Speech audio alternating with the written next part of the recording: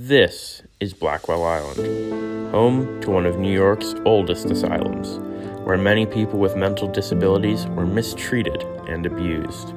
But how does mental health history affect how we think about mental health today? Mental health has a dark history in the United States that affects stigmas and how we approach talking about mental health in society today. Do you have any knowledge about the history of mental health treatment? Not really. I've not learned a lot about it. I haven't really been educated on it in the school systems. I feel like it's not a very covered thing in NYC school systems. But I do know a lot about like the modern treatments with like antidepressants and how they almost are failing to do what their purpose is. But I believe it's very important for us to continue to study mental illness treatments. All right.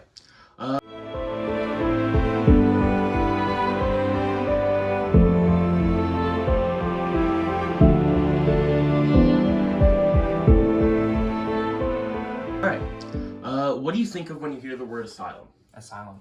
Sounds pretty creepy to me. I think of like a prison almost, something that you're trapped in. I feel a lot of modern television and different media show it as a bad thing. Also, I think it is really meant to be a treatment for people with mental illnesses. Do you know anything about early asylums? No clue.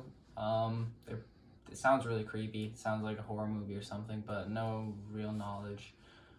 They probably weren't that good. The understanding of mental health and the human's mind is still lacking and probably was very much lacking in the past.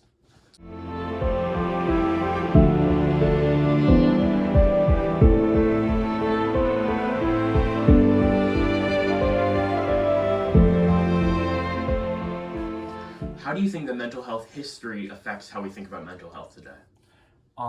Probably it perceives our ideas of mental health due to the fact of the change from what we've learned in the past. So all of the things that the past scientists of mental health has taught us have definitely changed our current studies on it, just because to this day we still need to study because of how delusional they were about it in the past and the concepts they made about it.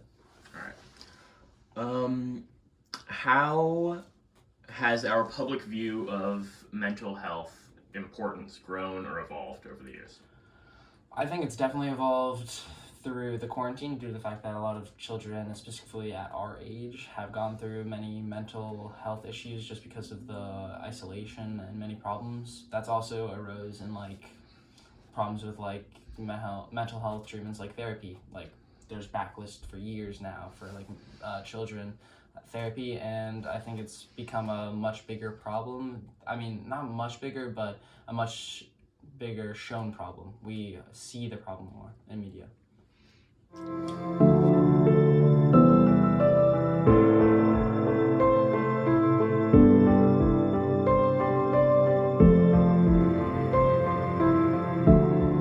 How has our view of mental health in the past affected stigmas about mental health in the present?